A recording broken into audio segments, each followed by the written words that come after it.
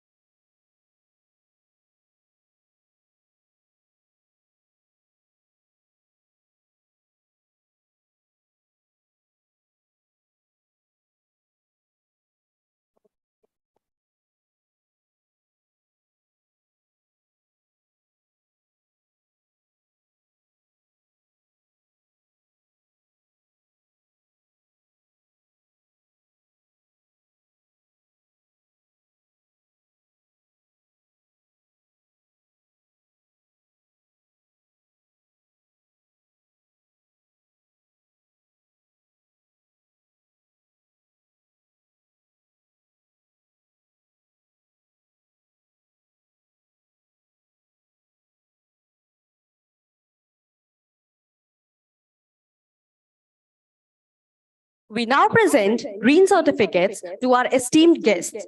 A green certificate is a unique initiative by Jaipuria Institute of Management, Lucknow, where we plant a sapling in the name of our guests. You can also track the growth of the sapling using the barcode given on the certificate. Inviting Mr. Anuj K. Agarwal, Mr. Burli Fanendra, and Mr. Pulkit Trivedi. Thank you so much, sir, for your presence.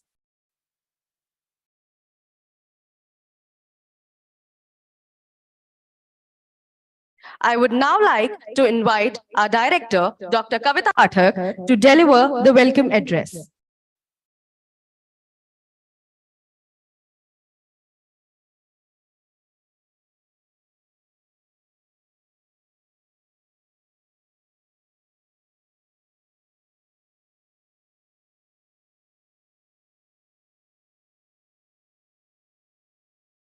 Dignitaries on the dais, Anuj Agarwal ji, Pulkit Trivedi ji, Vijay Lakshmi ji, convener of the conference, guests, invitees, my dear students, and my colleagues from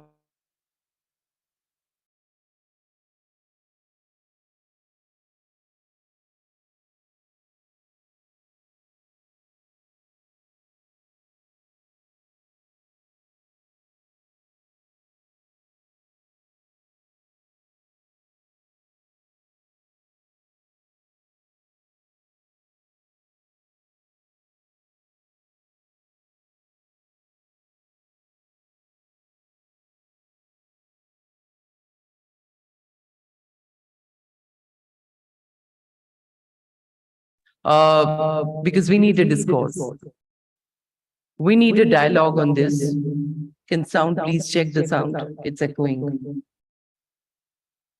So we need a dialogue on diversity and we need a dialogue on inclusion. That could be the problem. No, it's still persisting. Anyway, we'll take care of that. At the outset, I'm very proud to present the chief guest of the occasion, Mr. Anuj Agarwal, the Chief Operating Officer, ICICI Foundation for Inclusive Growth. Mr. Anuj Agarwal has been working in the financial sector for almost 3 decades, an MBA in finance, and was a rich experience in financial and banking industry. He has managed the responsibility of various portfolios at ICICI Bank since 1999. Prior to taking up the role of being the Chief Operating Officer at ICICI Foundation for Inclusive Growth, Mr. Agarwal headed the infrastructure management of the bank and worked on various sustainability initiatives, including solar-based power for branches and offices with the concept, sustainability is profitable. The Indian Green Building Council conferred this fellowship, their fellowship on him in 2017. Under his guidance and vision in current role at ICICI Foundation, initiatives for distributed and inclusive growth have multiplied. He leads a committed and passionate team which works on driving initiatives across the country. Integrating the approach of serving the society with sustainability has been a unique approach which also helps to protect energy and environment. Among the various initiatives he has been the key mentor for bringing up include India's first IGBC platinum rated net zero energy new building in the added territory of Jaipur. Maybe that's commendable.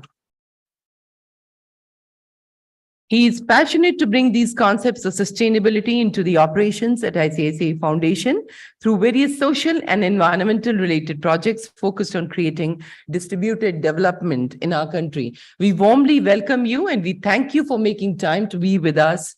We need to hear more stories of the growth that you're driving and the initiatives that you're implementing. We also are proud to have with us Shri Burli Phanindra, the CEO of Ageo Business, as guest of honor for this inaugural panel. Shri Burli has headed functions like BI, planning, category operations, supply chain, warehouse management, call center operations, control towers and catalogs, a length and breadth of them across the retail sector. Under this role, he's exploring B2B channel for FNL, which is new commerce. After 25 years of finance role, he has moved to the CEO role in Ageo Business. Experienced CEO with a demonstrated history of working in retail, e-com, consumer durables, capital goods industry, skilled in budgeting, business planning, corporate finance, startup industry, strategy, and end-to-end finance function. Strong professional with a proven track record for integrity and ethical practice, and he has been heading business for last 2 years as head omni-channel. We extend a very warm welcome to you, Burliji, though we are not with us physically, but we are very, very happy to have you with us this morning. We are also delighted to have Mr. Pulkit Trivedi as a keynote speaker this morning. Pulkit Trivedi is currently Director, Google Pay India, with 23 years of industry experience across top tech companies, which include Google, Facebook, Intel, Microsoft, in diverse business roles. Pulkit brings strong understanding of the digital and consumer internet sector in India. He has led the tech, telco, e-commerce businesses in his earlier stint at Google. Prior to joining Google Pay, he led e-com, retail, travel, FinServe, and other emerging businesses at Facebook India, and later for the Southeast Asia region based in Singapore. Pulkit was featured in the list of top 40 under 40 emerging business leaders in 2015, a list published by Business Today of 40 upcoming leaders in India under 40. Thank you, Pulkit, for your revisiting Jaipuria, Lucknow. Every session that you've held with our students in the past has held them like a Pied Piper and has been extremely captivating. So we thank the speakers who are in the inaugural panel, but we also thank the speakers who have made time to be with us this afternoon. IIC 2023 is an exploration. We felt that the dialogue we are about to have is an urgent one. It must be had now. rather than later. Never before we have had a more diverse workplace, family, or community. The young challenging every assumption, the old set in their own ways. It's not a generation gap within families, workplaces, and communities that I refer to. The fluidity of and the kaleidoscopic view that envelops a few. The contours of diversity as a construct are emerging, converging, and re-emerging in a society and at workplace. You, my dear students, as the future builders of India, the corporate India, the entrepreneurial India, the socially committed India, stands to gain tremendously by the inputs you'll receive through the deliberations. Ask your questions and ask really sharp questions. Let some really interesting conversation flow. And in this world, we can choose our locus standi as we please, but some wise soul wrote a couple of years ago, or many years ago, chaman mein ikhtilaat rango boo se baat banti hai. Chaman mein ikhtilaat rango boo se baat banti hai. Different shades and different fragrances. हम ही हम हैं तो क्या हम हैं, तुम ही तुम हो तो क्या तुम हो. So inclusivity and diversity probably was enveloped by this shire much ahead of the time when the world gave it a name and made it a construct worth researching and having a dialogue on. We come from a rich country, but a very, very, very layered country. The workplaces are becoming extremely, extremely challenging, and the aspirations are becoming increasingly unique. I'm sure what we bring to you as deliberations, my dear students, would find some space here, and I've thrown you a challenge in the mail in the morning. Please start your reflections of IIC 2023 in your social media handles. One point of reflection, start a dialogue so that more and more people can be included. Thank you so much, and I compliment the convener, Dr. Vijay Lakshmi, and the entire IIC 2023 team for curating this event for us today. Thank you.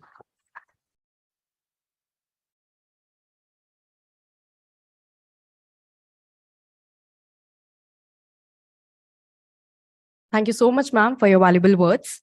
I now request Professor Vijay Lakshmi Singh, the convener of IIC 2023, to introduce the theme of the conference.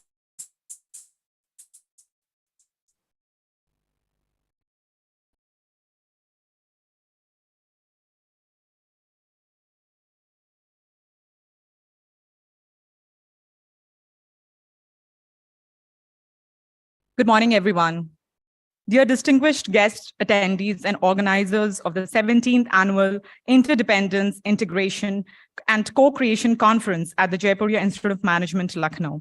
It is an honor to speak to you today about the importance of diversity and inclusion as drivers of business growth. In today's fast-paced and interconnected world, diversity and inclusion have become essential components of any successful organization. As we all know, diversity encompasses a wide range of differences, including but not limited to age, gender, race, ethnicity, culture, religion, and socioeconomic background, and more. Inclusion, on the other hand, means creating an environment where everyone feels valued, respected, and empowered to contribute their unique perspectives and talents. There are several compelling reasons why diversity and inclusion are crucial for business growth. Firstly, diverse teams bring a wide range of differences, experiences, perspectives to the table. This diversity of thought fosters creativity and innovation, which are essential for staying ahead of the competition and adapting to changing market trends. Secondly, diverse teams are more representative of the diverse customers and stakeholders they serve. This enables organizations to better understand their customer needs and preferences and develop products and services that meet those needs more effectively. Thirdly, diverse teams are more engaged and committed to work. When employees feel valued and respected for who they are more likely to feel a sense of loyalty to the organization, leading to increased productivity and reduced turnover rates.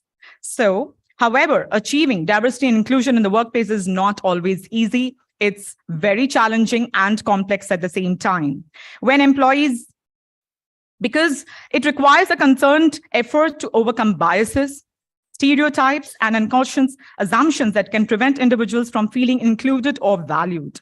Organizations need to take a holistic approach to diversity and inclusion, starting with the recruitment and hiring process. This means casting a wider net to attract a more diverse pool of candidates, removing barriers to entry, such as education or experience requirements that may disproportionately affect certain groups, and providing training to hiring managers to eliminate bias in the selection process.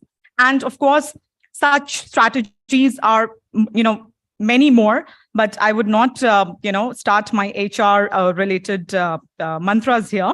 Once diverse teams are in place, yes, we all know that includes an environment for the leaders' task is to create so that the values and respects of the organizations and everyone's contributions is taken care of. In conclusion, diversity and inclusion are critical components of any successful business strategy. By embracing and celebrating differences, organization can foster creativity, innovation, and engagement among employees, better understanding customers, and ultimately drive business growth. With this, I would like to share the agenda for the day. We would be opening and deliberations with our esteemed inaugural panel to discuss the importance of D&I for business, followed by an exciting D&I unpacking session, and then a D&I representation through cultural performance on Ardhanarishwar. Post-lunch, we would have a rocking start to D&I insights in the feature talk, followed by an exciting panel discussion on D&I. We will finally close the conference with the IAC Catalyst Awards 2023 to recognize D&I achievements and contributions. Thank you for your attention, and I wish you all an engaging and inspiring conference. Thank you.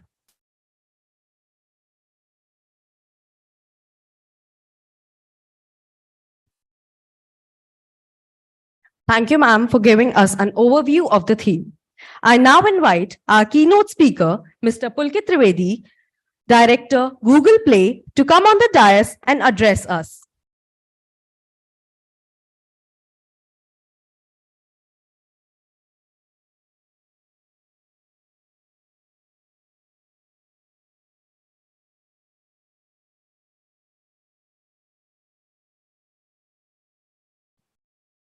Good morning, everyone, and a very big thank you to the revered faculty and Kavita ma'am for hosting me today, and a very warm welcome to all the distinguished speakers that we have this morning. I'm back here again after almost 4 to 5 years, and it's very heartening to see the infrastructure in the campus has really come out really well, and the energy in the campus is also very refreshing, and thankfully it's a nice sunny, not so hot day, so that makes the day even more special. A big thank you to all of you, all the dear students who are here this morning on a Saturday morning. Do they have classes on Saturday?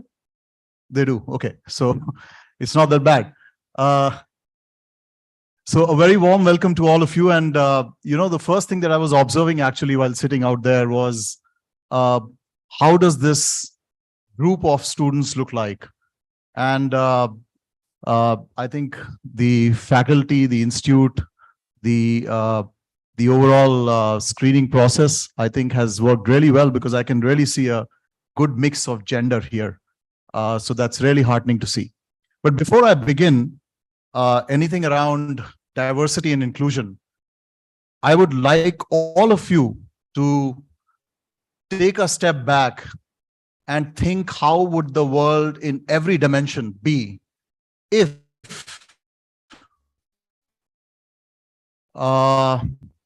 you had a unique colored world, like there was nothing but blue in the world, or you could only go to a boys' school and there were no girls in the school. And I'm sure, by the way, I come from Kanpur, and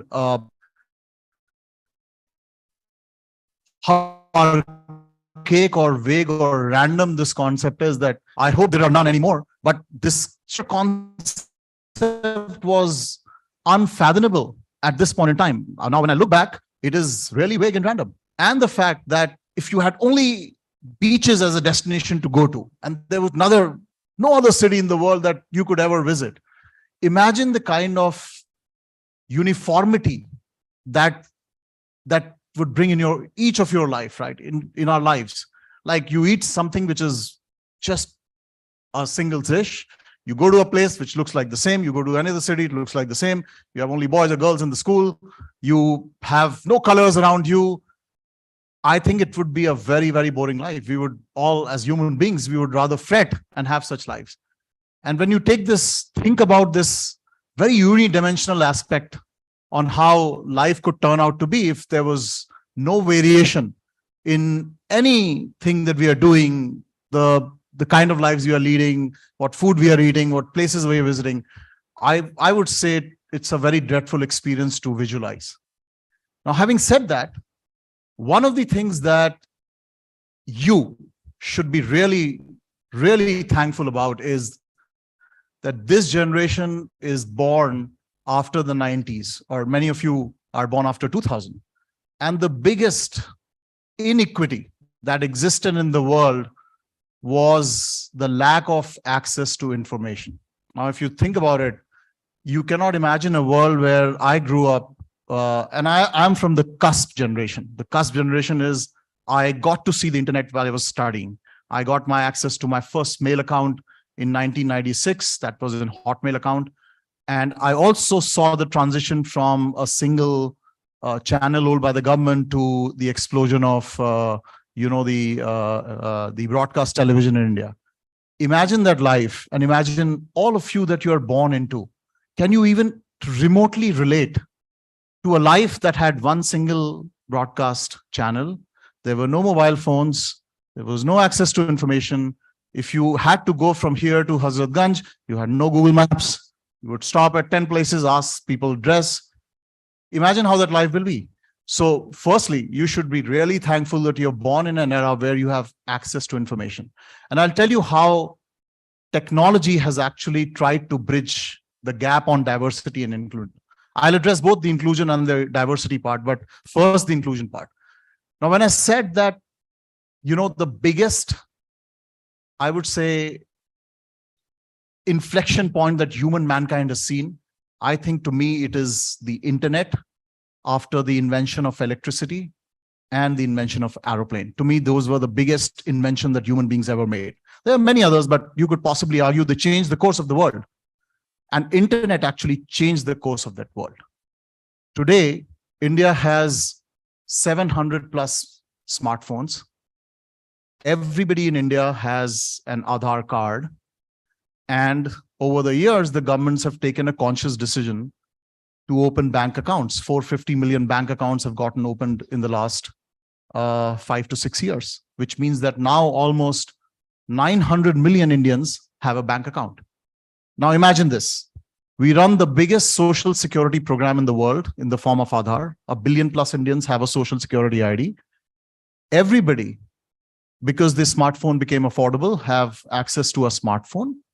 And all your credentials are actually linked to your bank account through this. This is called the classic JAM Trinity, JAM, Jan Dhan Aadhaar Mobile, on which the entire digital payments ecosystem is built. Now, suddenly, there is innovation, and the government of India decides that we will roll out something called UPI. And anybody could build an app. Tomorrow, you could build an app on UPI. You could launch your own app on UPI. And this explosion takes place. Guess what? Can anybody of you guess today how many transactions go through UPI in India in a month? Any guesses? 8 billion. 8 billion transactions. We are the second largest country that processes the number of digital payments in terms of value after China. And UPI processes this year will process $2 trillion worth of payments money. Now, suddenly money in India is flowing really fast. What this means that this is going to catalyze the economy really, really in a big way. Now, the larger question is, yes, there is technology, but is technology inclusive? And when you roll back in time, actually, technology wasn't inclusive, because in the era of the mainframes, in the era of really big fat PCs, it was expensive. So the common man or woman could not afford technology. Things changed. Technology became more affordable. Then came the internet. Now, the next question that everybody asked was, how is the gender mix on the internet? And when you rewind to 2010 or 2011, when internet was exploding in India, I think the gender mix was actually 90-10 or maybe 95-5. 5% of women in India had access to internet. Fast forward today, it is 55-45. 45% of women in India have access to internet. And that's a big inclusivity step that we have taken. And it makes a huge difference. Similarly on payments, because now women have access to internet, they have a mobile phone in their hand, and they also have a bank account. It's made a big difference to their lives. And I'll give you a very anecdotal experience of our help in the house. Today, instead of taking cash, she takes her salary through an UPI account. And you know what? Why she does that?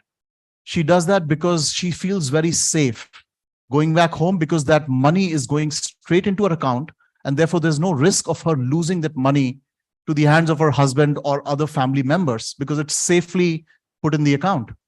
And that's a big difference that digital payments has made to this country in so many ways that we can't even imagine. Like, it's no doubt it's kind of processing money faster, it's catalyzing the economy or the growth of the consumption, but it's also enabling people to manage their daily lives better. This being a classic example of what I just shared. Now, having said that, the other thing that all of us may today try to brush aside, but we should always remember, is that at least I come from a very humble background. I never faced much adversity in life. And I'm thankful to God that I had friends and I had colleagues and I had the ecosystem around me that I could probably do what I'm doing right now. But I can tell you, every single day, consciously or unconsciously, each one of us is experiencing some kind of inequity or the lack of diversity in our life. At Google, we take a lot of pride in making sure that we take diversity, equity, and inclusion very seriously. And it shows in every single thing that we do, starting from how we make our products. So if you use a Google search, it comes in many languages. You use Google Maps, it's now Hindi, it will come in many languages. If you use Google Meet, the emojis that you see come in many different colors. It's not just white or black. It's to represent the skin tone that each of the user around the world uses Google for. Now, these are small little things that make a difference. People feel included. The other thing that we actually do at Google is we make sure that the diversity part is taken into account very seriously in our day-to-day lives. And we don't believe, like, it would be really sad to, push diversity as an agenda rather than, or being reactive to diversity as an agenda rather than being proactive. Are you really championing the cause of diversity? Are you an ally to women or other ethnicities or nationalities who don't feel belong to the company? And there are conscious efforts that the company takes and encourages people to be. For example, I'll tell you very openly, in meetings, when there is a diverse group of nationalities in a room, I've often seen that Asians, like our fellow Asians from, let's say, a Singapore or a China or a Japan, they're not very fluent in English. And you can see some Westerners or Indians kind of just being dismissive, and they stop listening to them and they open their laptop and start working. There have been instances where they've been told by somebody else in the room, you know what, this is improper. This is not the way you react. Just because somebody is not very fluent or conversant when speaking English, you cannot be dismissive about this. Imagine if something were to happen to us, any of us in that room, we would feel really insulted. And these are very small nuances in our day-to-day life, but they make a big, big difference on how we treat people around us.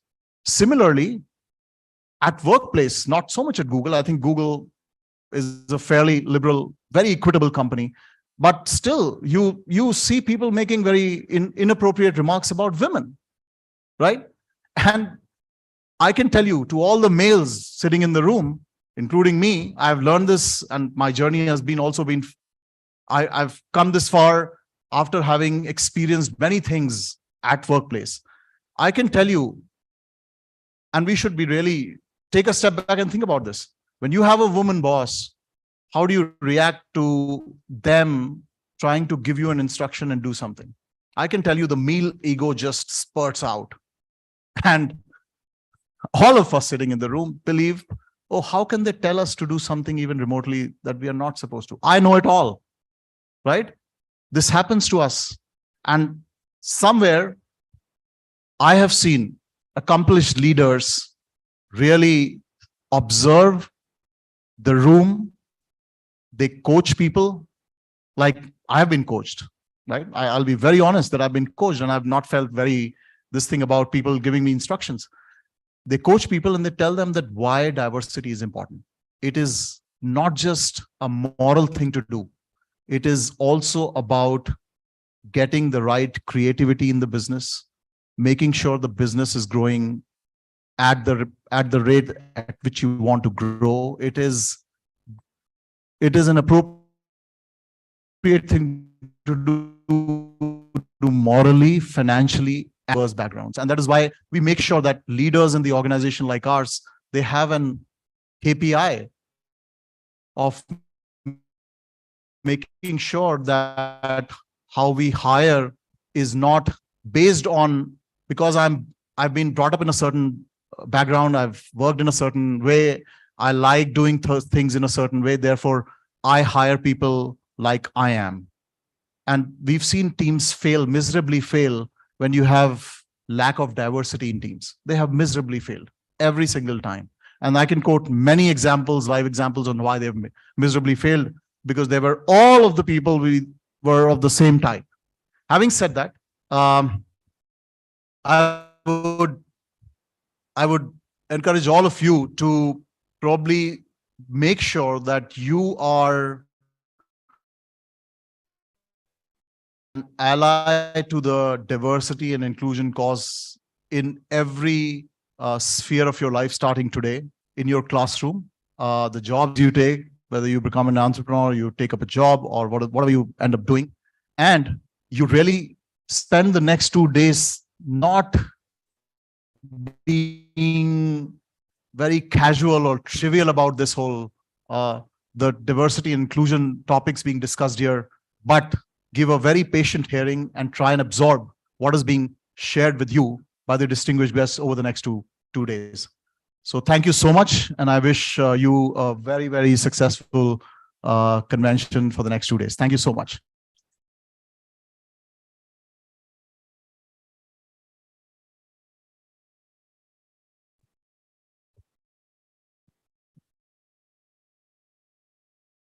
Thank you so much, sir, for your valuable words. Now, I would request Mr. Anuj K. Agarwal to come on the dais and address us.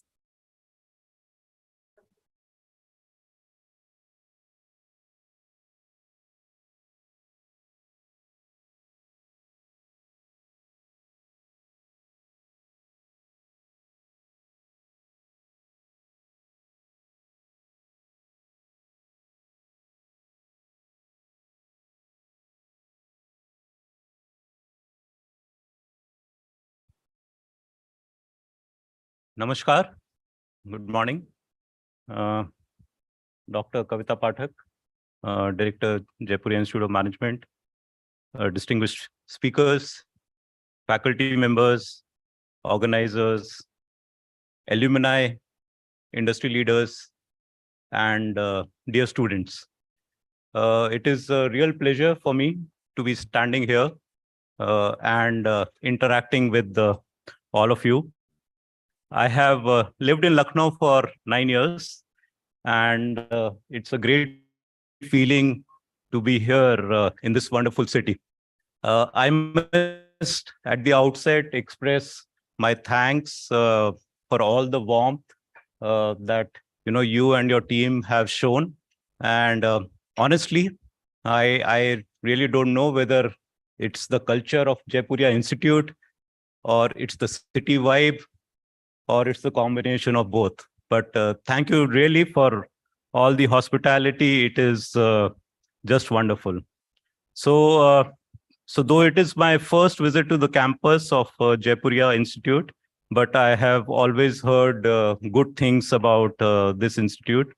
My compliments to the management and students for organizing this conference. It provides a brilliant platform for the much needed industry academia connect, which in my mind is always a win-win. This 17th annual IIC conference has chosen an interesting subject for its deliberations, diversity and inclusion as drivers of business growth. Diversity and inclusion has generally been referred to as a social subject. However, I am glad that this conference is bringing out the aspect of business and growth, which in my opinion is extremely pertinent. Firstly, let's face it and acknowledge that the positive impact of diversity and inclusion is no longer debatable. Of course, Pulkit referred to this matter earlier, but just imagine Jaipuria Institute of Management being an only boys or an only girls institution. Would you have then liked to join here for creating the foundation of your career? I'm sure most of you would answer this in the negative. Provides perspectives and opportunities for learning, which would be extremely useful for your professional career. Moving on, we all love to travel and explore new geographies, whether in India or abroad. While these trips are undertaken to break the monotony of daily lives and daily activities, it is also to explore new areas. We often say we want to experience the culture there. In effect, our leisure trips are also helping us grow as individuals from the experience of diversity. The desire is to experience diversity and gain from it as a part of our regular life. Maybe we do not realize it, but we are subconsciously aware of the benefits we accomplish through diversity. As socially responsible citizens, we know the importance of inclusion, but I believe the key to accomplish inclusion is by embracing diversity. And it's about having diversity in all aspects, be it religion, region, caste, culture, gender, race, ethnicity, ability, etc. We are blessed to be a part of this great country, India. Our country is huge in land area, vast in its spread, and diverse in many ways. Post its independence 75 years ago, India has embarked the journey of growth with diversity and inclusion being at its core. Today, we are proud to be the 5th largest economy in the world and aiming to be a $5 trillion USD economy very soon. In recent years, we have also been one of the fastest growing economies, buoyed by the young and diverse population of our country. While we celebrate these achievements, it would be pertinent to consider whether we are on the right and sustainable track. When we look deeper, we realize that this growth is in some ways concentrated. The growth has shown significant concentration in terms of geography and sector. The benefits of growth are seen in larger cities and metros of our country. There is much to be desired when we speak about our villages and remote areas, what is often referred to as Bharat. Similar concentration is noticed when we look across sectors. Very clearly, services sector has provided a lot of fillip to the growth numbers. For our growth rate to be sustainable and consistent, it is important that the concentration risk is mitigated. Let us look at some statistics to understand this point further. About 2/3 of our country's population resides in rural areas. Majority of them are activities. The population involved in this activity vis-a-vis the proportion of the GDP. Further, the growth rate of agriculture as a sector is about 3%, which is much lower than what the growth rate of our total GDP is. So for growth to be sustainable, it has to be a distributed one, an inclusive one, and well spread out across sectors and geographies. This highlights the brilliant opportunity we have in our hand. Steps can be taken to leverage this opportunity. I'm sure governments and civil society are conscious about it and doing their bit. With fructification of those efforts, agriculture sector can potentially reach the levels of our growth rate. The outcome will create a catalytic effect for our country's business and growth, which will be truly inclusive and benefit a large part. People from different backgrounds come together. They bring different perspectives, thoughts, and innovative ways to solve problems. That diversity in our country gives us the opportunity to have a diverse workforce and create an inclusive environment within the organization. Respecting religion, cultures, and celebrating different festivals make the employee feel valued, fully equitable and just environment for the overall growth of the society, country, actually humankind. When people come from diverse backgrounds are included and get a sense of being valued, they feel belonged and motivated. These happy employees produce results through improved performances and improved retention in the workforce, resulting in overall growth of the organization. And I think Pulkit gave some brilliant examples of how Google has been leveraging that. The most progressive organizations would promote diversity and inclusion through practices. It is also important to do capacity building in a way that the ecosystem finds it easier to adopt D&I practices. I consider myself to be extremely privileged to be working with ICICI Foundation, arm of ICICI Group, where emphasis on inclusion and diversity has always been the focus. As the name suggests, ICICI Foundation has been working across the group, across the country, contributing to the key enablers required for widespread participation in economic opportunities in our country.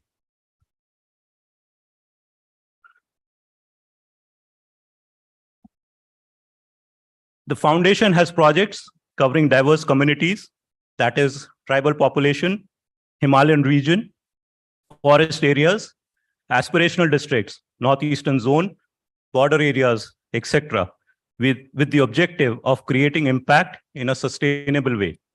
The projects are diverse in nature and are designed to cover the aspect of sustainability in its true sense, social, economic, and environment.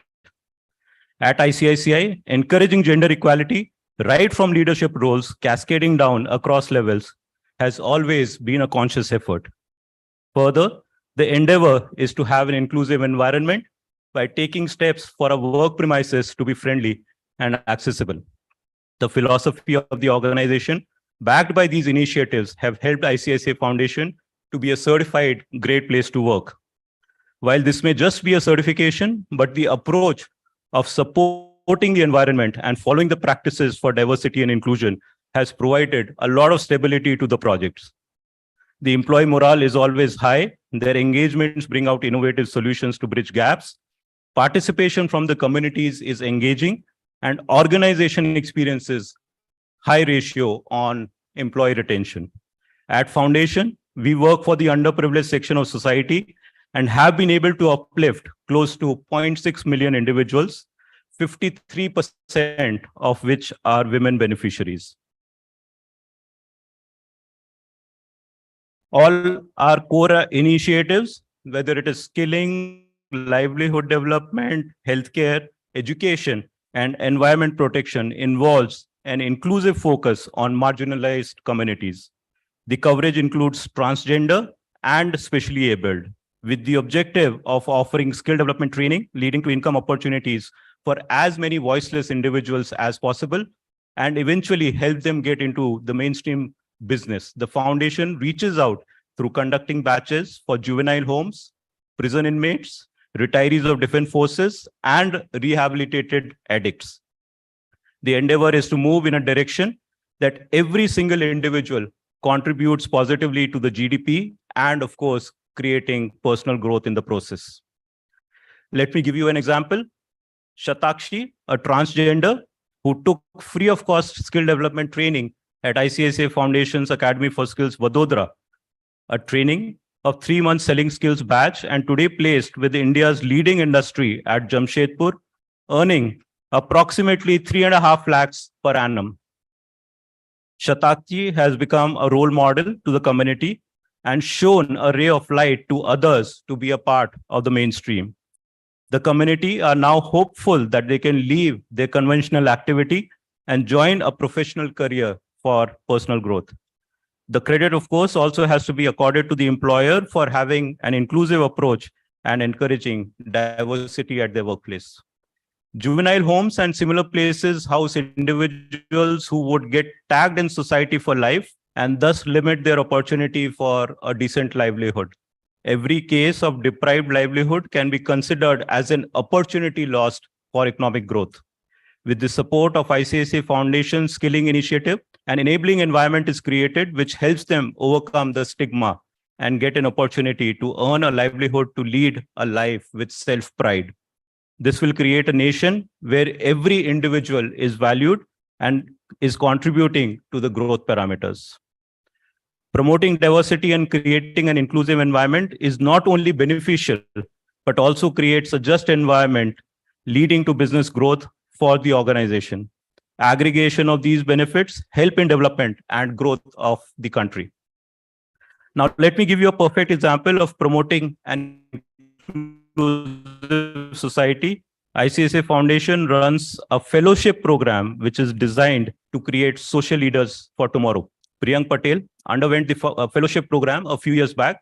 He has now evolved into a social entrepreneur. Priyank runs a chain of cafes in a capital city of a state. The unique thing about this cafe is that it hires only specially abled and transgender community staff members for serving and managerial roles. He is a true leader, making an effort for society to appreciate that the specially abled and transgender are as much an integral part of the society as any other. He is running a successful enterprise, creating appreciation in the society at large for diversity and mainstreaming individuals who have been excluded till now. And now, other than just serving tea, coffee, and snacks, and the fulfilling conversations at this cafe in the city. In fact, I would take the liberty and extend the logic beyond humankind. Nature has blessed us with immense diversity. Flora and fauna play a very important role in our sustenance, and it deserves respect. Unfortunately, in our greed, we have been exploiting the natural resources, and very soon we will reach the situation of doom unless immediate steps are taken to correct this trend. ICICI has a strong legacy of caring for environment and appreciates its importance for sustainable business growth. The commitment is towards for sustainable living and growth. There are numerous examples that we can keep discussing on the subject and how diversity inclusion has been a catalyst to business growth.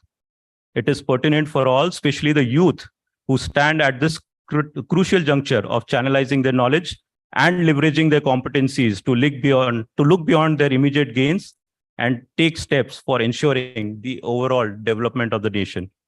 As aware and responsible citizens, we should make efforts and be prepared to shoulder the paramount responsibilities of uplifting people and communities across sectors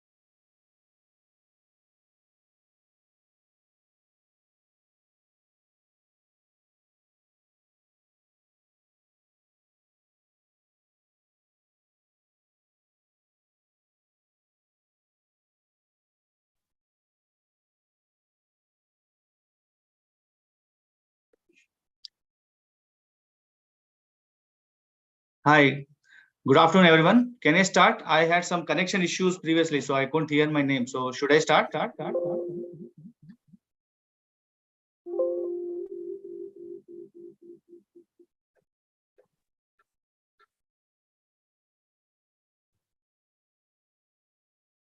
afternoon, everyone. Can you hear me? There's a echo. So we can hear you. You can start. But there seems to be some echo. Okay, now I no, there's an echo there.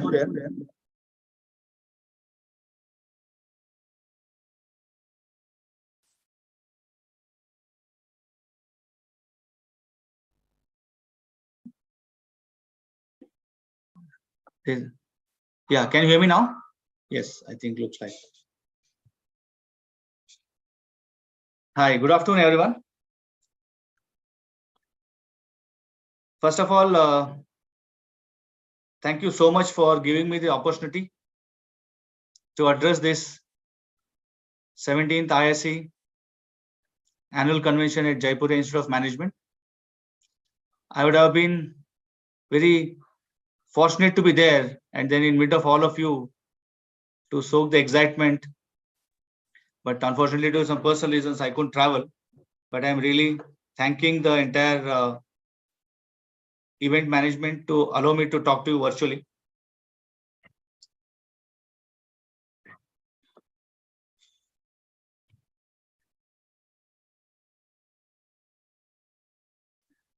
In fact, I am very pleased at the topic which this particular conference has chosen.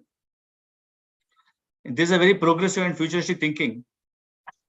As the speakers before me, be it Anuj and Pulkit, they spoke about the importance of diversity and inclusion. I think the situation has come that this particular thing is no more a question that whether it is important or not. It has become very most important, and then I think the entire topic which has been selected is very critical. I'm not going to define or get into what is diversity and inclusion. I think we all know about it by now, and I'm sure there are a lot of projects which the students have done over the last few days. But however, I would like to make one point, which is this topic is very vast. In terms of when we get into diversity, it has multiple types of diversities, which is ethnicity, gender, age, race, sexual orientation, religious, thinking style, personality type, differently abled, income diversity, educational diversity, and many more. So diversity is something which is not limited to XYZ. It is a very huge topic. In fact, I like the way Pulki started when he said everything is blue or only men's college or something. So I just want to give a small thing. In our daily life, we actually place people in some boxes. We say those where we feel comfortable with, those we are not comfortable with. With those with whom share, we don't share with somebody. There are people with many chapters, in the sense there are people with aged people, there are freshers. There are well-to-do people, there are not so well-to-do people. There are many types of people. That is the way we box them. But let us take a different example. Now there are so many people who are like class clowns. They are very comedian in class. They are very good. So there are some people who always come late to office or who always come late to conferences. There are some set of people who have tattoos. There are people who feel lonely. There are people who are madly in love with people. There are people whose team has won championship. Who are these things? This is what God has created.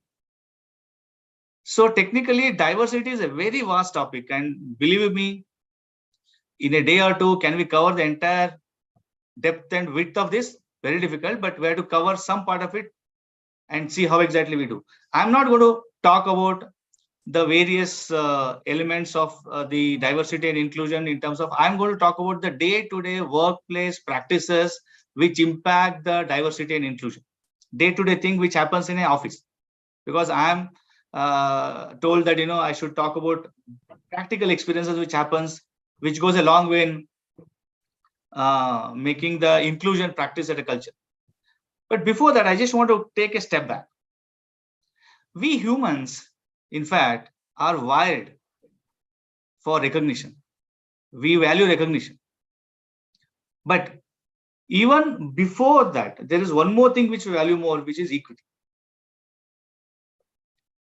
In fact, we are wired like that. Equity, when it says we need to be treated equitably, fairly, this is a trait we possess. This is a core need. When we are not treated with equity, our core need gets threatened. This is when we get into stress. And when we are in stress, we get into inflammation of the brain and something of that sort, which gets into health issues. So technically, the topic is so relevant that because this is actually a thing of health, if you see.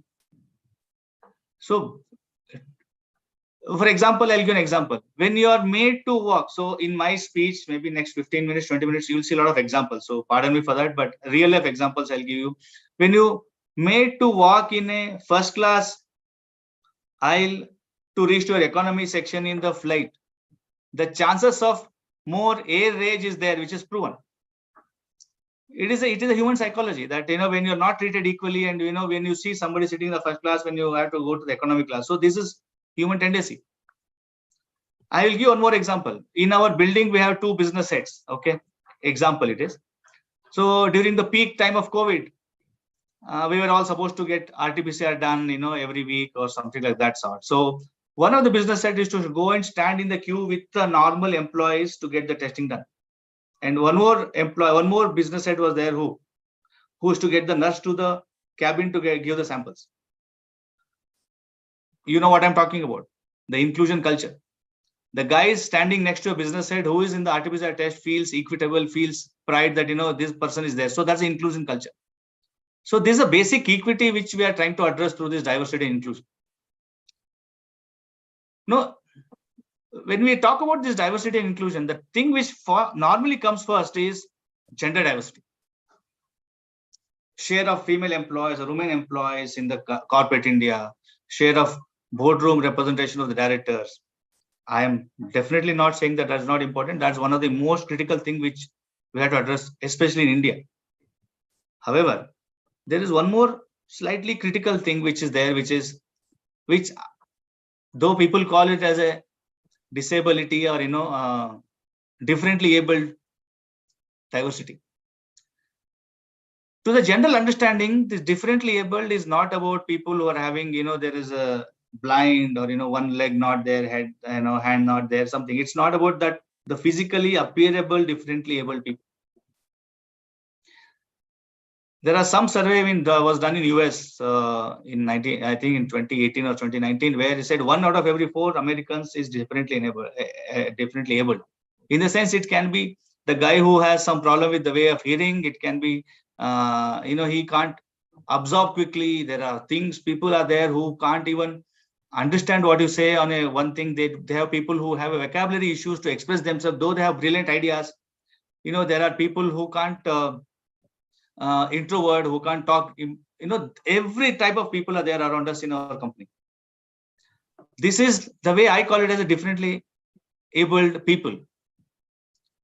Now, when we work on a day-to-day basis in our companies, we meet many such people.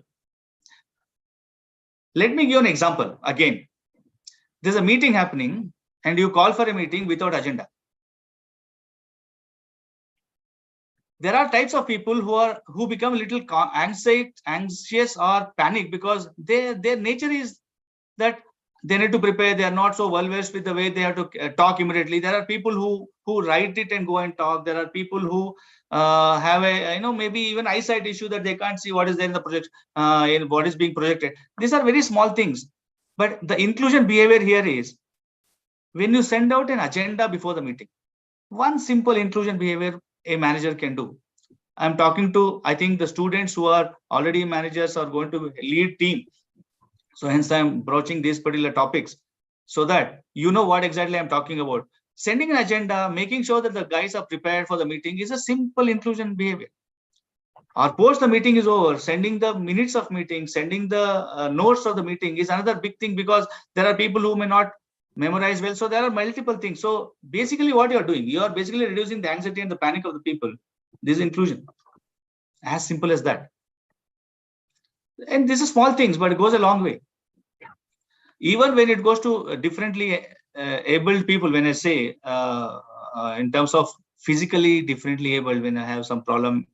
So there are many NGOs in India who are working for this, and even I'm thankful that I'm working in a company which is having a huge Reliance Foundation, and Madam Neeta Manoj is doing all that in terms of social work. We at Reliance, and specifically in Trends, we hire thousands of such people and then make sure they work in our Trend store, either in the cash counter or in the baggage counter or in the back of office. There are many things which these people can do. Honestly, NGOs come into us and then we hire them. So this is again inclusion behavior. Another thing which comes into this disability, if they call, is basically people hide their disabilities. Why? Because they think that they will not get an opportunity. When I say disability, please don't get me wrong, it is not physical disabilities. It is even some of the mind related disabilities, because when we work, okay, I'm talking about a white collar employment where we have to think from our mind and talk and work, right? It's not a physical labor, blue collar employee. So people don't even disclose. So instead of asking question as to how to make sure people disclose the disability, why don't we ask how to make sure that they are inclusively embedded within the culture, so that they feel more happy to disclose, and then they are comfortable. I'll tell you why. These type of people are really innovative. They are more innovative than people normally, because in fact, you know why? They are already working with an environment which is not so important to them, because what they happen is they are problem solvers. They live in a world that is not designed for them. So they are by nature innovative right from when they know that they are not able to do XYZ. So disability inclusion is not a charity or a compliance, though there are compliance factor which both Indian government also has part of the compliance thing. It is a competitive advantage. Now let me talk about ethnicity or a religion inclusion. We know India is, and Anuj spoke about the great India right from the independence. So I think a lot of things have been said on that. India is a country of countries. We have many languages and many people. And, to some extent, I can also say, Bangalore is another city, which is a metropolitan city where we have from all over the country, which people come in fact, all over the world. We're a tech capital and startup capital. So a lot of people here we work with. I'll give a couple of examples, which is very clearly you can understand what I'm talking about. There is a guy in my team who had a very unique nature of scrutinizing the CVs, which is only from one state. So the talent acquisition team from HR is to give him a lot of CVs, but over the period of time, I found that the team is only filled by one state. It has happened. It happens. Okay, it's not that it doesn't happen. So I had to stop the talent acquisition head to say that don't send CVs of this state to him. Let him have a diverse people. If you're converging with a team member, you are a manager and you have a 3-member team, you are working with them, and then you are telling them something about a project. And 2 of them happen to be some other state and 1 person happen to be your own local guy. And you talk to them technically in English or Hindi, whatever all the 3 people understand. Inclusion behavior. This is a small thing, but goes a long way in employee, creating a relationship with the manager. After the project brief is done, the local guy asks you in your local language about a question. You have 2 options. Answer him in his local language. Or the inclusion is answer him in the language which other 2 understands. You're killing the 2 birds in the one basket, right? What is it? You're also answering that particular query to the other 2 guys. But more importantly, you are showing a cultural inclusion about talking in a language which all the 3 of them understand. It happens on a day-to-day basis. So in terms of other inclusions are, let's say, there are cases where we never used to take any Friday afternoon meetings because some of the people had to go out for prayers. We said those are the times. It has happened. It happens, and it is up to us to decide whether you want to really go ahead and do the Friday. No, I'm busy. I have only this time. Is one culture. The other inclusion culture is, okay, let me allow the person to do what he's doing, and then let me adjust my calendar to adjust to his Friday prayer. It can happen that we are planning a team outing on a Navratri nights where the guy doesn't want to drink, which decide not to have the team outing. Many such things which happens on a day-to-day basis in the companies, which helps us to figure out what is the inclusion behavior. Correct? Many and Reliance being Reliance, we have multiple expats. Okay, expats is the wrong word because we should say they're employees, because expats may be an inclusion issue, right? Why are we calling them expats? They should be employees from other countries, but we call them expats. But people from other countries, when they come here, we go there, and then some of the guys work in other countries. The way you behave with them, I think one of the great example, I think Pulkit Ranjai forgot, somebody gave, which is the other Japanese and the Chinese, when they don't talk so much English, you get into your mailbox and start working. So there is a way of handling these people and the way to embrace them with our inclusion culture. It is very difficult sometimes, but very critical. We need to do these things. Now let me talk about, after talking about the disability and the ethnicity, I am talking about the gender diversity, which is the most sought after subject in this particular topic. It's a very critical topic though, especially in India. May not be so much outside. India being India in terms of traditions and the way things are happening, it is tricky. And a lot of companies are definitely doing a lot of things to remove this diversity and bring equitability in terms of gender diversity. But still, I think I will not get into numbers. Anuj and Pulkit spoke about a lot of numbers. I just came out of my CFO role, so I desist talking any numbers. I think was still 18% of workable, employable women are only employed in India, it seems. Only 18%. It's a crazy number, right? Only 18%. Boardrooms, we had to really push. I think government had to push through the legislation to get female directors in the boardrooms.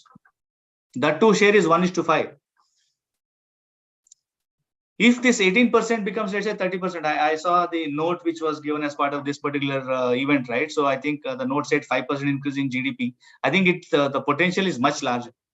The employable women, if they can start employing. What is the reason? Let me directly bite the bullet here. They are the way the married women are treated for hiring. I have my own personal experience when me and my wife moved to Pune after marriage. My wife was looking for a job. A senior guy in MNC said, no, I don't want to hire you because you just got married and you will get pregnant soon, and then you will go for a leave, and then I can't get the work done. This culture sometimes. No, it is. Now the companies have, are talking about it, not to say, but subtly things happen. As a managers, when you guys go up and we start hiring people, look for these things. One, there's a married woman without kids is treated like this. There's another married woman who has a kids and 2-3 years of kid is over, then that is treated differently. They are treated like, okay, now you have a small kid. I don't know whether you can work properly. I don't know whether you can travel well, whether you can put late hours. Okay, so they will be given softer objects, softer targets, softer work. The woman is saying that, okay, they are, okay, now this is the practical thing which is happening. So hence what is happening? We all know that, the senior leadership share in women in India is too low. The reason is this, because when they take a break, it is very difficult for them to come back. Up to 28, 29, I think when the junior and the mid-level share of women employees are slightly better when it comes to senior employee. I have been in multiple boardrooms and multiple discussions, so I know the share of my female colleagues when I sit across with my colleagues, right? So it happens in across, but still a lot of things are happening even in companies like Reliance, and I'm sure ICICI, Google Pay, multiple things are happening, but these are practical issues. Now, how to solve them? Companies have done multiple things, right? One thing is government has mandated a maternity leave of 6 months. Recently, some years back, it changed from 90 days to 180 days. But companies like Reliance, what we do, we give additional 3 months leave. And one more thing, okay, the practical issue, which as a manager, even I faced some years back. what will happen to the job for 9 months? Somebody has to do that job. So earlier, that whatever box we call, organization chart where that particular position is open, that position was not being hired. HR will say, no, this person is from that person. So whenever that lady comes back, I will not. So now what Reliance has done, they allow us to hire in that particular position so that your work will continue.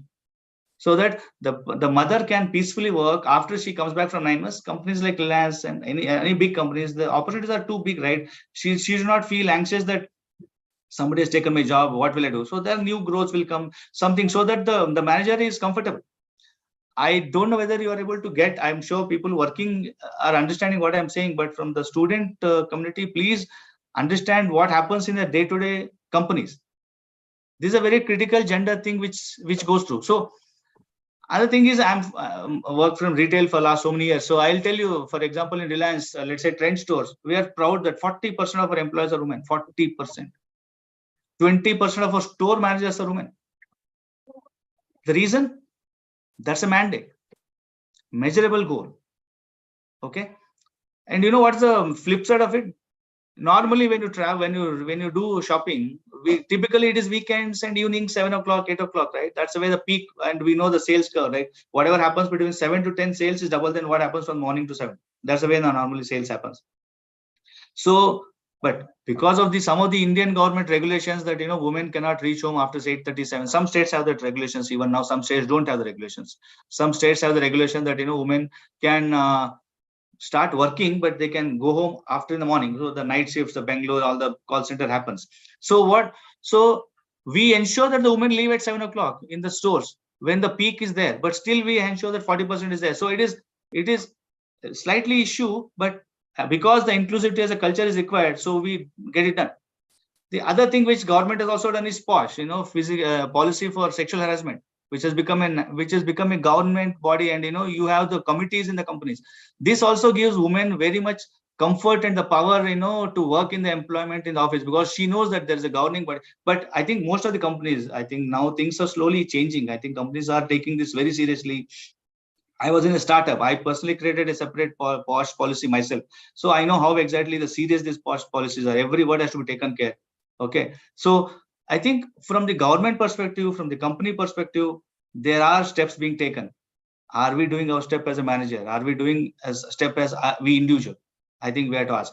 Critical thing is, are we meeting the best fair pay and promotions? There's a thing which happens even in Bollywood, right? Hero versus heroines ka payment. I'm not getting there. But psychological workplace, provide meaningful work. Give them, which is tougher work, because they think that, I also can do what this guy is doing. And support women wherever they are working, especially during COVID. Believe me, the women work was really, it came onto the few because they were working. They were also homemakers and they were also work from home. Believe me, otherwise women, they go to office and work doesn't. Somebody else has taken care of the work.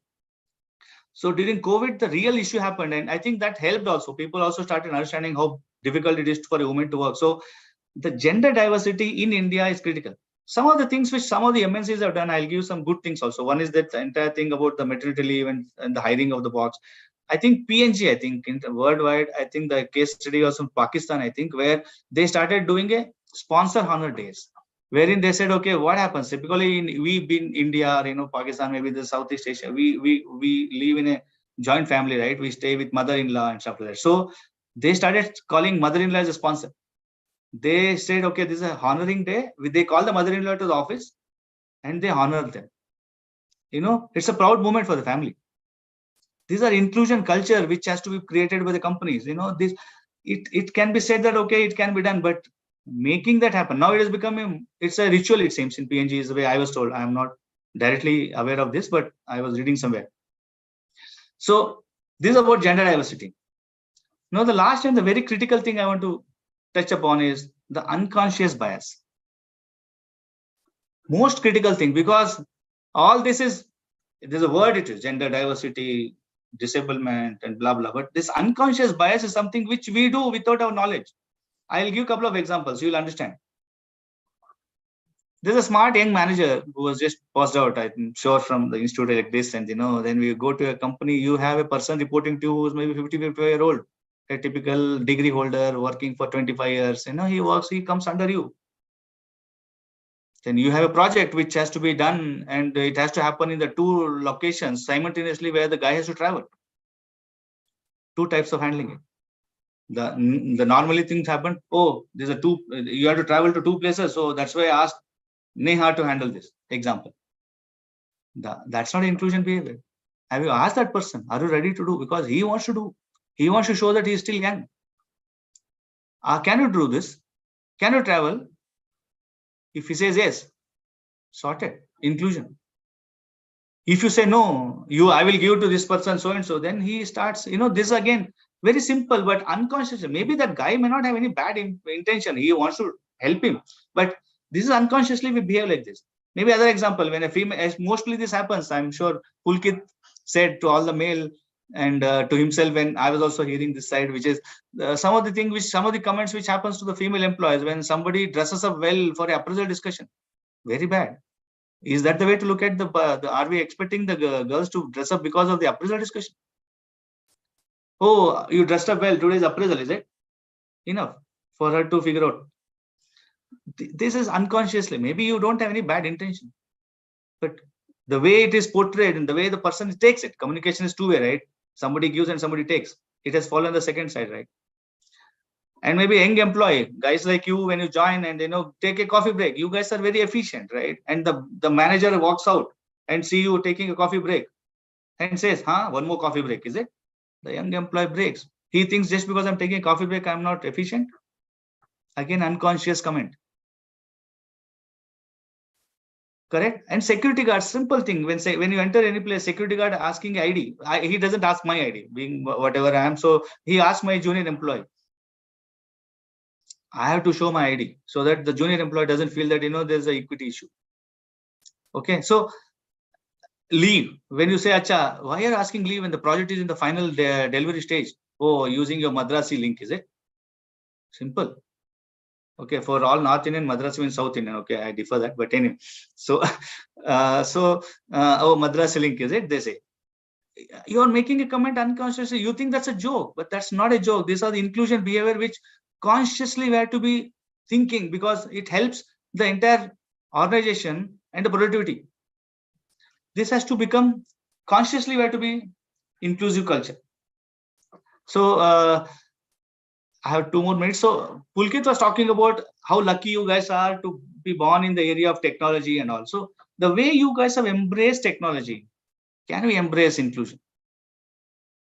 Can we embrace this particular culture of nitty-gritties of it? See, the big things of hiring X percentage of women, cross gender, all that is a governmental thing. It has, but at our level, what can we do?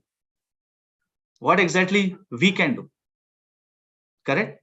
It has to start from us, not from the person sitting next to us.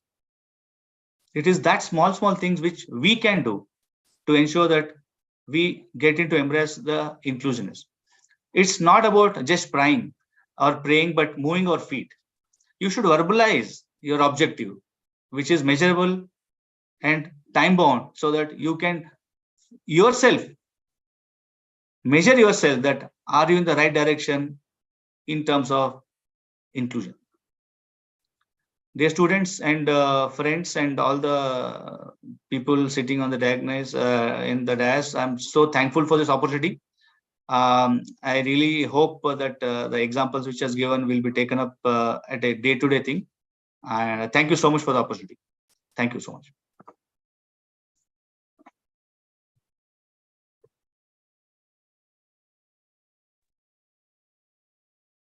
Thank you so much, sir. Thank you so much, sir. Thank you so much, thank you so much.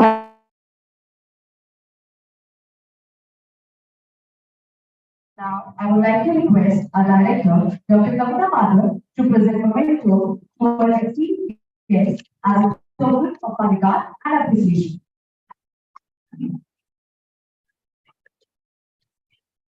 Mr. Pulkit, I request you.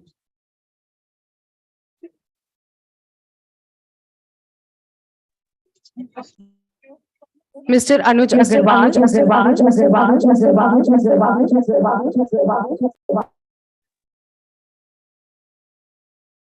We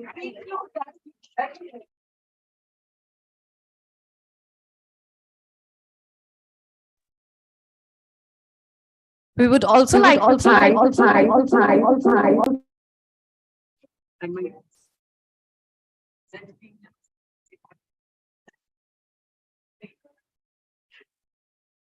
We would also like to thank our session sponsor, Axis Bank, conference partner, Indian Bank, associate sponsor, CP Milk and Foods, exclusive radio partner, Radio Richie, sponsors from Lulu Mall and ACC.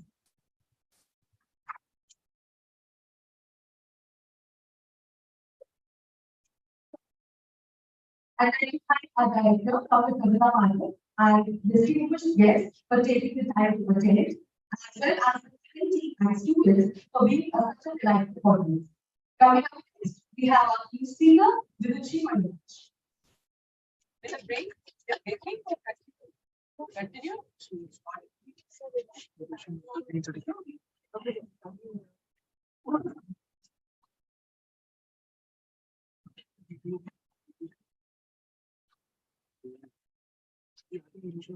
बोला जाए कि green circulate provide किया जाएगा।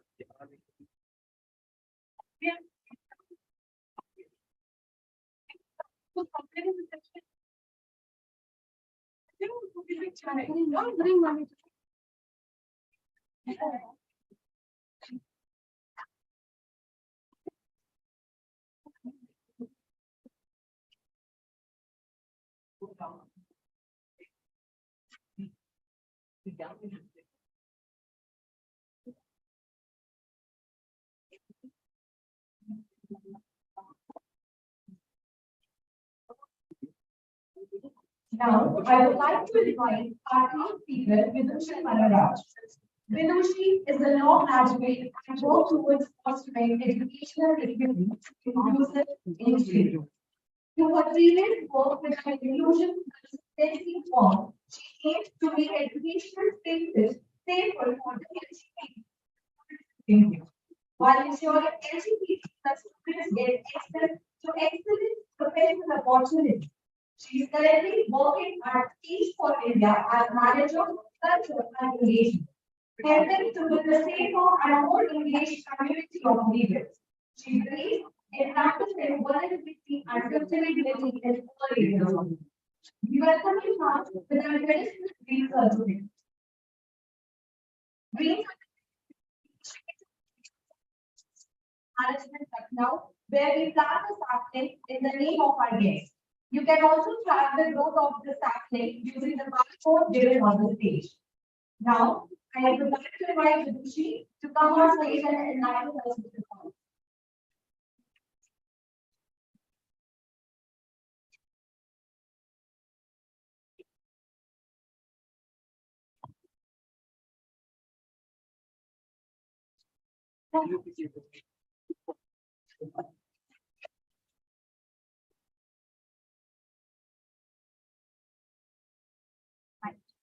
Can everyone know? Oh, everyone know. Okay. So, I like to thank you to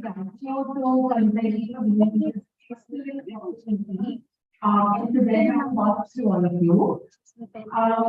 But in this vulnerability, since she told me that this was an in-person space and that I have to come and see all of you guys see, I feel really nervous. I think it's easier to stay behind the screen where I don't have to see the real life feedback from your expression on what I'm sharing. And also we'll be sharing some personal experiences today. So I might take a person on the stage and not a dance thing. What I feel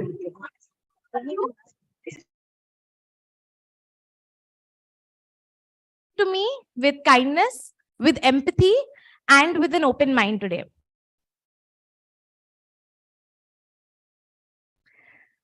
I am looking around this room and I'm seeing a lot of people who are very close to age in me. So I'm going to address you guys as peers and not as someone who has a ton of experience or anything. At 26 years old, I have been told by the faculty that I'm one of the youngest speakers that you'll be hearing from today. And here's the thing. When I looked at the background of all the other speakers here today, I realized that some of them have been working in the field of DEI for as many years as I've been alive. That's the amount of experience they have and the knowledge they have. So obviously, imposter syndrome hit me hard. And I was wondering, what can I bring to this table? What am I bringing apart from a fresh voice and a young voice? So to start with, I'll give you a little background. I am bringing 7+ years of experience in the social impact sector. I'm bringing 5+ years of experience in DEI initiatives.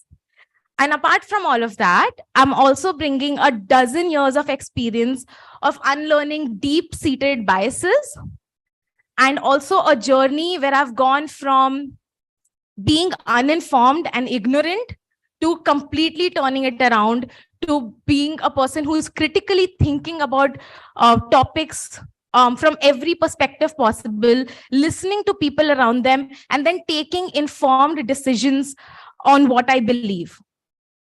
But however, I want to highlight this journey is not even close to complete yet. I have come full circle, but I'll talk a little bit more about that near the end of my speech. Let's talk about where I started. I was in junior college, and for Lucknow context, that's 11th grade. In Bombay, we call it junior college for some reason. So basically, I was sitting with a friend of mine, and we were talking about things. Now, based on the era that we were in, probably because we were going through, I think, Facebook, but the topic of gender and sexuality came up. And at that point in time, she made a comment. She said that, hey, I don't think bisexuality is a thing. I think people who identify as bisexual just want the best of both worlds, and they should just pick a side. I felt intensely uncomfortable in that moment when she made that statement, but I couldn't pinpoint why. However, because I'm a people pleaser and I hadn't learned how to kind of deal with interpersonal challenges yet, I just enthusiastically agreed with her in that space. When I went home, I felt this underlying sense of guilt and shame. Now, let me highlight. I didn't have knowledge about gender, sexuality, what these terms even mean, but I just knew that I felt that that statement was incorrect. It felt dismissive. So what I did was I used Google as a resource for the first time, and I started reading up about these terms. And I said, hey, let's take a time. Let's educate myself. And I kept an open mind. Maybe my friend's assumption was correct. Maybe I was just being very hard on her. And that is where my journey of learning started. Now, during the course of my initial years of learning about these terms, of learning about what DEI is, I was very confused about a few concepts. What is bias? What is discrimination? What is DEI, right? It's a huge, vague term. And I know a lot of you already know this because I think this event has been going on for many years. You are introduced to these concepts already. You have access to this information now. But I'll still mention a few examples around what this looks like and what I've learned during my years. So this is a definition I'm going to read now. Bias is an inclination or prejudice for or against one person or group, especially in a way considered to be unfair.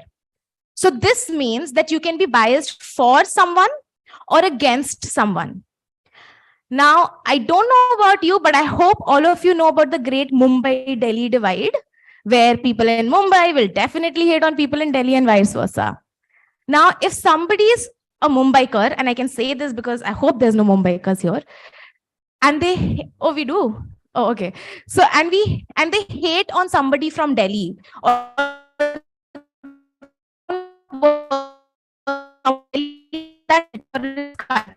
that's people. To give an example of the flip side, I'm the younger sibling in my house. So sometimes when my parents in a disagreement with my sister side with me, even when I'm not as right as I think I am, that's a bias towards, it's working in my favor. I know that that's bias stemming from love. It's a good thing, but it's still a bias. I'll share a personal anecdote here. I'm from Lucknow. I was born here. My family is from Lucknow, but my parents moved to Bombay when we were young. So what happened at that time was that I used to spend my school days in in Bombay, and my summer vacations and winter vacations in Lucknow with my people. I never felt like I fit in either of the places. I was too UP for Bombay and too Mumbai for Lucknow. What would happen though in Bombay was, when I would tell my friends in school that, oh, I'm actually from Lucknow, this is what we did, they would get that look on their face, the one which is like equal parts concern and like curiosity. And then they would make statements like, अरे वो तो बिहार में है ना, और आप वहां मैंने अभी न्यूज में देखा था कुछ क्राइम हुआ था इसलिए तुम्हारे पेरेंट्स मूव हुए हैं. And the parents of these kids would ask me, अच्छा तुम्हारे मम्मी पापा करते क्या हैं? And I would know what the intention behind these questions was. Now, I don't fault the kids because they were school kids like me. They didn't know any better. They hadn't had the chance to educate themselves on the fact that they were actually coming from a place of bias. I can definitely fault their parents, but we'll talk about it some other time.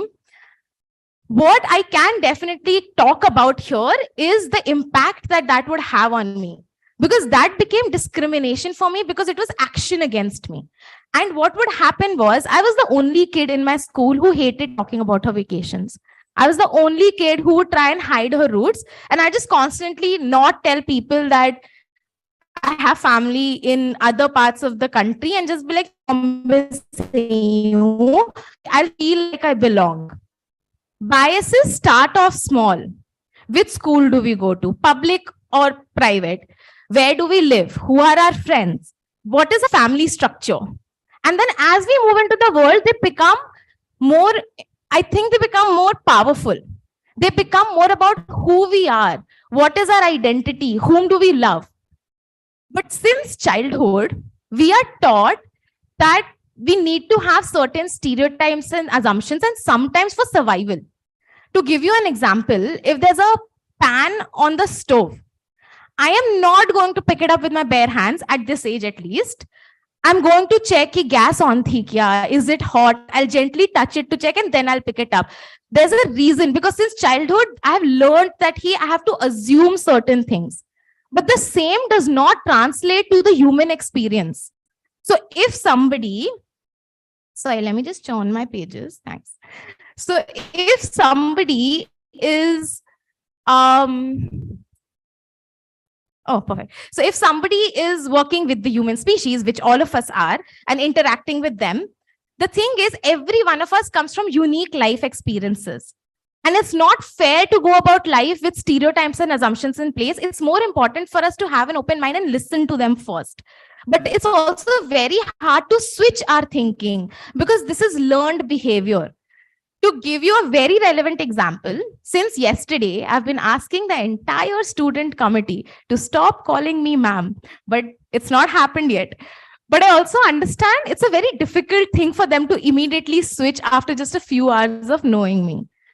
So what I mean to say here is, when we act on our biases, when we fail to realize that they exist, or we actively choose to ignore them, that is when they become harmful. That is when they turn into actions. That is when they become discrimination. And discrimination is what can have adverse effects on people's well-being, their sense of agency, their access to society and opportunities. Now, of course, you can ask me that, how do you check your biases? How do you overcome them? This is not an easy way. How do you understand when you are contributing to discriminatory behaviors and actions? The thing is, you may be able to move ahead from these biases, or you may not be able to. But one thing is very clear. You can always be aware that they exist. You can always stop for a second, reflect on your action or decision, and take that call. Is this stemming from an assumption that I'm making, or did I actually listen to this person say this, right? And this is what is most important when it comes to the concept of DEI. Finally, let's tackle the concept that I am still struggling with. What is DEI? What is the scope of this? And how do we build on this? So let's break this term down first. Diversity, equity, inclusion. To make this easier, I'll share an example that I read. Some other genius made this up, not me. Think of the entire world as a conference table. Diversity will ask, does a person from every section of society have access to that table? Equity is going to ask, does everyone who is at the table have equal access to that table? And then finally, inclusion will ask, did everyone at the table feel seen and heard? And of course, there are some concepts around DEI which just say, let's break the table. We don't need it. Let's just get everyone to stand. But I unfortunately do not know enough about these concepts to talk about them yet. So I will encourage you to do your own research here. When I look at my journey of DEI in the larger scheme of things, it's just a blip in the timeline. I have so much more to learn and grow. I am not perfect yet. I still make mistakes. I still say the wrong pronoun sometimes. I still meet people and I'm learning things from them where they tell me things, right? But here's the thing. I'm not perfect, but neither is this field yet. This field is constantly adapting and constantly evolving. Even the companies that are working in this field, they are still learning to catch up to the advances in this field, right? So what I want to say here is don't hesitate to think that it's too late to learn. You can always take that opportunity to jump and learn more about this field. You can always take that opportunity to start engaging more in this field because all of us are on that same journey. The thing is, DEI is trying to build a world where everyone feels they have equal access to opportunities. No, actually, everyone does have equal access to opportunities. But like any large-scale change, it is going to be slow and it is going to be gradual. Only then will that change be sustainable. Now, there are certain parameters for DEI though. It should be authentic, it should be organic, and it should shift the narrative meaningfully. It doesn't have to be something big and flashy. It doesn't have to be those big Pride Month campaigns that we do or the Women's Day, offers that we get.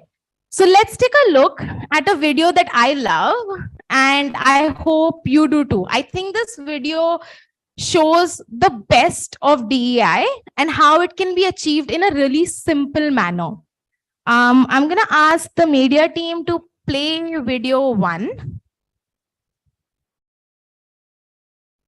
Also, my name is spelled Vidushi. Thank you.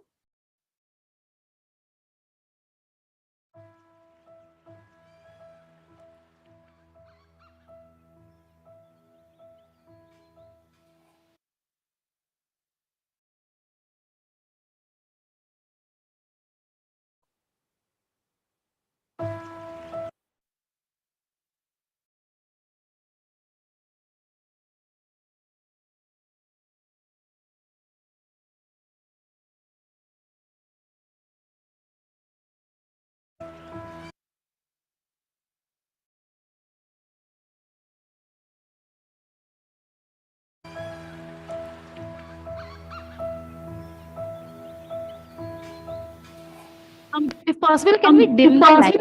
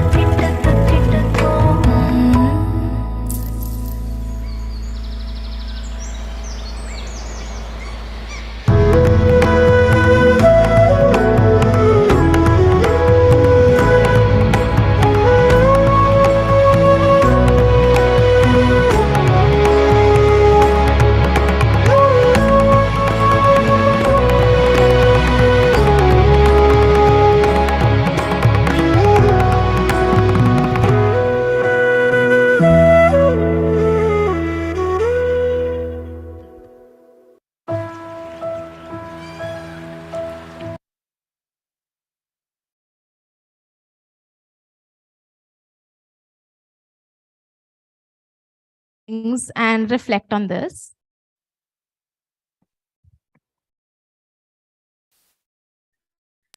I know the video might not have been super clear, and I used to hate it when teachers would call us out in school and be like, "Tum jawab do." So I'm not going to do that to you today, but I will ask if the video made you feel anything at all, whether good or bad. Could you just give me a show of hands? And if you didn't feel anything, that's fine. So just one hand, if you could raise, that'd be excellent. Okay, that's great. I just needed one hand. Thank you. I love it. Oh, yeah, anybody who just felt something. Perfect. Thank you so much. Here's a few reasons why I chose this specific video. I talked about authentic representation. The actor in this video is trans model Meera Singhania. So the reason you're able to understand the emotions of the journey of a transitioning transgender person is because she's experienced that. And which is why, if you ever look at this video again, you'll realize the authenticity that she brings to the table. The story that they take us through is very organic. At no point does it feel forced. And this was a simple and beautiful way of inclusion. They didn't change their product. They didn't do anything flashy. All they did was they shifted the narrative from a cis heteronormative marriage to showing the transitioning journey of a transgender person and how there was a second transition of a marriage in their lives, right? So it wasn't any more about just that journey. It showed that all of us transition into different roles at different points of our lives. All of these insights that I have today have taken years to build up. During the nascent years of my college, I decided to take an internship with Teach for India. And that is where I learned about active reflection and that's where my journey of leadership truly started. My manager would give me equal parts recognition, but honest feedback. And she was invested in my growth, which is where I learned how important it is to have mentors in this field or in any field for that matter. After many hits and misses in the legal field, I took up and I decided to work with an organization in the UK. So it was a law firm, but I was working in their HR vertical. And as luck would have it, they were conducting some DEI projects within the organization and I was supporting them on it. And that's where I started to learn to love this work. Because this work was not just about theory, it was not just about research, it was not just about talking about things, it was about doing things. So what that would look like is that it was about data analysis. It was about listening to people. It was about converting thoughts to actions. And that is where the beauty of this work lies. During my time with that law firm, I got introduced to a host of new terms: intersectionality, gender lens, socioeconomic equity. But I was still super confused because there's so much to learn. And I didn't know what I was truly motivated by yet. That's when I was asked to find out what my purpose in life is. An easy way that I found this was I looked for the questions that would keep me up at night, for the questions and the problems or challenges in society that would anger me so much that I wanted to burn the system down. And for me, that was LGBT plus inclusion. The fact that so many people were deprived of their human rights and their access to opportunities just because they chose to be themselves and not conform just made me really, really angry. But I learned that despite all my best intentions and all my efforts, I am not going to go out in this field and be able to make large-scale changes in one night. I am not the person who's going to single-handedly reform this entire field. To give you an example, during my work at Pride Circle, which was a consultancy focused on LGBT plus inclusion, I had a fellowship program. So this program is where we basically got students who identified as LGBT plus and students who identified as non-LGBT plus or cishet allies. And then we brought them together from across India on a program where they would work on building change-making projects. And these are all related to queer inclusion. Now, one of the students in the first batch of our programs was a med student from Lucknow. And I obviously was super excited because I expected him to come and tell me that, oh, Lucknow is now really progressive and things have changed and actually people are listening more, etc. All of that. But the sad fact is he did tell me, listen, I'm just facing a lot of discrimination in my medical college. My classmates don't understand some of these terms and terminologies because he did identify as LGBT+. But the worst part is he didn't care about the discrimination that was happening against him. He cared more about the discrimination that was happening against the LGBT+ patients that would come to his medical college. So when these patients would come in, the faculty, the doctors, the classmates, they would, the minute they knew the person was LGBT+ or they suspected that the person was LGBT+, they would automatically not allow them to donate blood, or they would ignore them, or the worst would be when they would ask supremely invasive personal questions to these people. I wanted to work with him to rebuild the system, and I thought that, hey, let's talk to your faculty. You should do a program where you change everything up. But that didn't happen. Obviously, I mean, I had 4 months of a fellowship. I had to pick and choose my battles and decide where would I see the most impact. And that is where we decided to work with the college administration and build an alliance or an allyship club in his college, which is called a Queer Straight Alliance. For the students who are interested in this field, I would highly recommend, I don't know if your college has a Queer Straight Alliance, but to see if you can build one up. In our next phase, we introduced DEI training, a sensitization workshop for his classmates. And we didn't see large-scale changes. We saw a few signups for the allyship cell. We saw the DEI training worked, and a couple of his classmates became just more aware in their interactions with the LGBT+ patients. And then after that, he took it forward, and I hope to this day he's achieved much more than we were able to achieve together. Now, coming back to the point that I made at the very start of where I've come a full circle, I've also come a full circle professionally. I started, I understood, which is where I found my path and my journey for leadership started. And back at that organization, just making sure that I'm able to help build better structures, which will make a safer and more engaged community of leaders that come here. I work in their version of a DEI team, which is called Culture and Engagement. We are a learning organization, and we recognize that there are gaps. There will always be gaps because the field is ever changing. But what we're starting to do is we're doing meaningful conversations, listening to the needs of our 300 staff members and 1,000 fellows across 8 cities. And finally, tackling one challenge at a time. What we're also doing is we are building sustainable practices that are rooted in values. And we are helping build a space where everyone feels safe, engaged, and valued. I don't know what your journey could look like. I don't know where you are on your journey today. But if you haven't found your purpose, I'm hoping you will. And I know that it's not possible for all of you to contribute to your purpose in the manner that we are doing today, right? Not all of you can be DEI professionals. But what I will ask is contribute a little each time. A quote that I really like is, a society grows great when old person plant trees whose shade they know they will never sit in.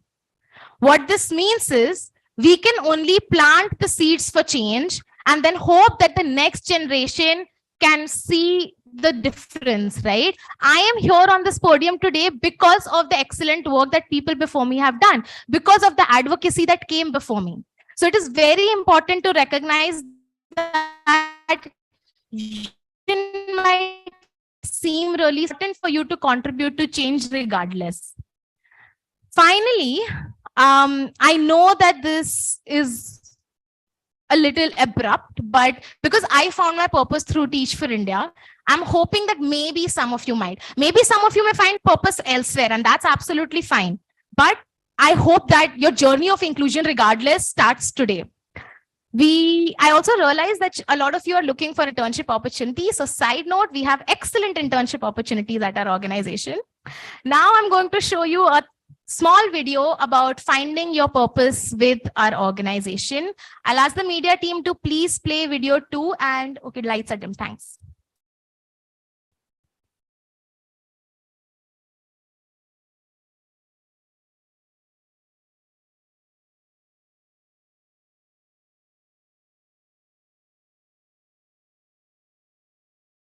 Why you need to be at Teach for India is for its people, its culture, the cause that we celebrate. Today, our society and the education system is failing more than 90% of its students and educators, even by yesteryear's standards. While education was declared as a fundamental right, it's still seen as a personal problem or a personal choice, and not as a collective call towards the betterment of the society. I think over the last 13 years, we've figured out elements of what it takes to deliver an excellent education to our kids. But one of the hardest challenges that we have now is how do we reach 1 in 10 children? We're trying to codify all that we know into simple, easy to use tools, frameworks, curricula, name it. And we're very committed in this decade to just reach it to the hands of many, many educators directly or through the support of governments. I get to work with some of the most skilled, some of the most inspiring, and some of the most talented individuals from all across the country. There's this kind of synergy that you're always looking for at workplace. You want like-minded people with equal energy who are willing to challenge you, who are willing to push you to achieve better. And that is what you will find at Teach for India. And a big highlight of Teach for India's culture to me is actually the focus on the people. Everything about our culture and the way it's designed is actually very people-centric. And what I love about working with this team is just the amount of space there is to innovate, to do new things. When you come to a Teach for India space, literally you can expect song and dance and laughter and color and arts and creativity and intellectual debate and just open dialogue. Being in a space like this pushes me to continuously connect, reflect, and envision on what's possible for all children to get an excellent education in India. We all hail from very different verticals, but what binds us together is acting collectively to reach that goal of working towards 50,000 leaders to enable the movement, to ensure that 1 in 10 children and their lives get transformed. For me, what's really exciting about Teach for India is actually the style of leadership development and the fact that we're able to put meaningful, purpose-led leaders into the system to really work together, because that's how I think we really change the system. In my work, I get to see a breadth of what transformation really looks like in education. Something that comes alive, right? Right from direct impact to teacher training to edtech to finally changes happening at the systemic level. And it cannot get more exciting than that. If this is something that really excites you, you need to be a part of this movement, which is the largest movement against educational inequity in the country. And you need to be a part of this at Teach for India now.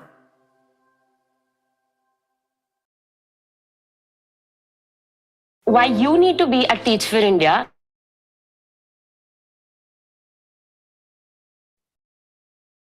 Check. Okay.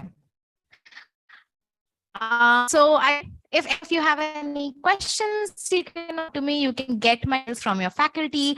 I'm happy to interact and engage with you. All of you have been a lovely audience today. So thank you so much.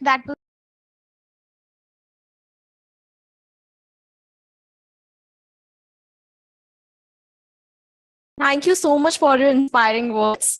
Now I invite Director Dr. Kavita Pathak to present a memento to our guest as a token of appreciation.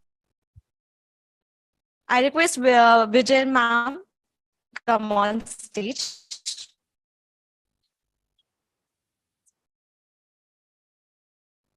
Can we have a huge round of applause for ma'am?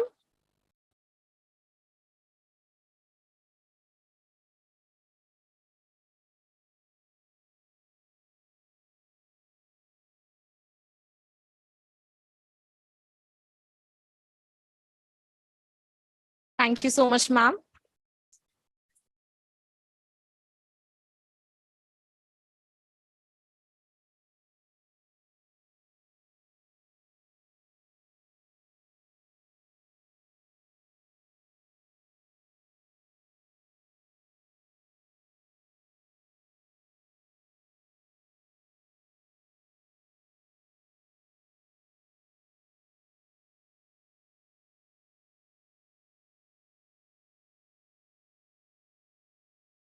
Next, we have a cultural performance. So let's wait for 5 minutes.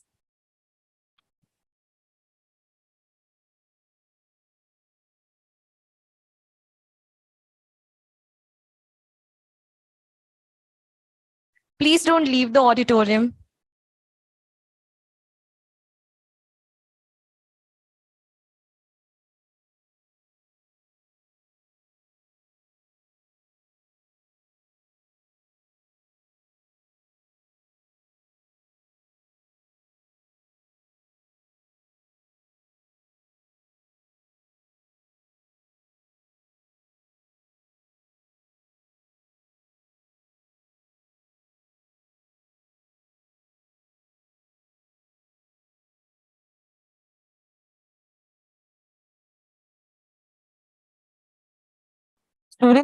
Students are requested to wait. Hello, check. Hello, check. Students are requested to wait as we are going to have a quiz in a short while. I repeat, students are requested to wait for a while as we are going to have a quiz in a moment.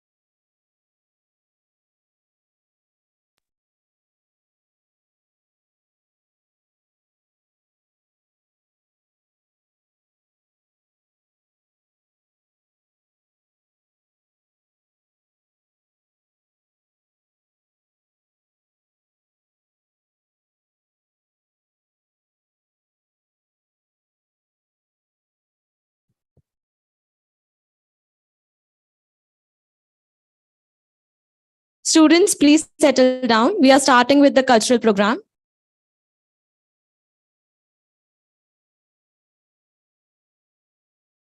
Celebrating diversity and inclusion as a part of our rich cultural heritage. We now present a dance rendition on the theme Ardhanareshwar, in which the dance form Kathak and Bharatnatyam will be presented by Kala Shri Amrit Sinha and group. Ardhanareshwar is a combination of three words. Ardh means half, Nari means woman, and Ishwar means Lord, which when combined means the Lord who is half a woman.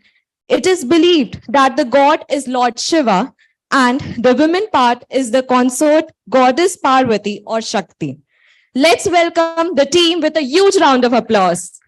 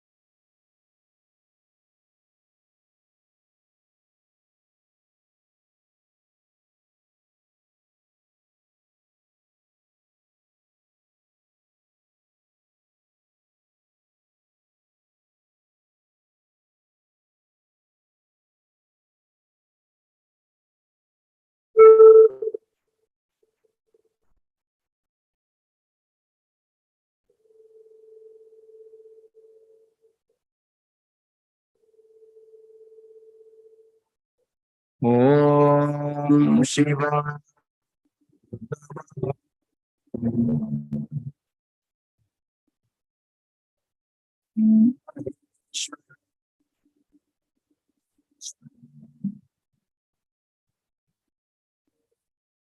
Shashi Shekhar.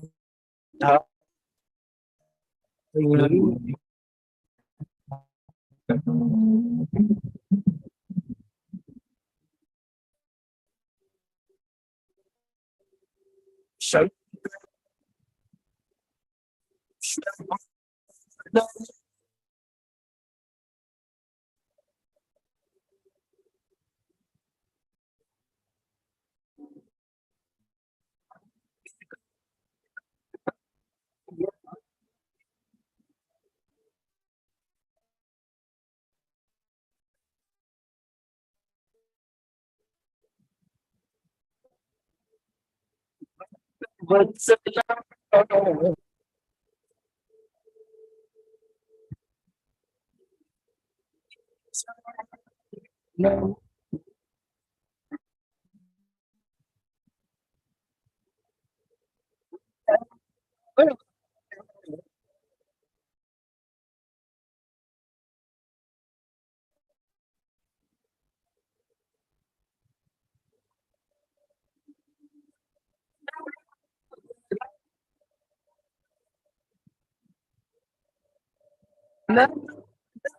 Sure. No.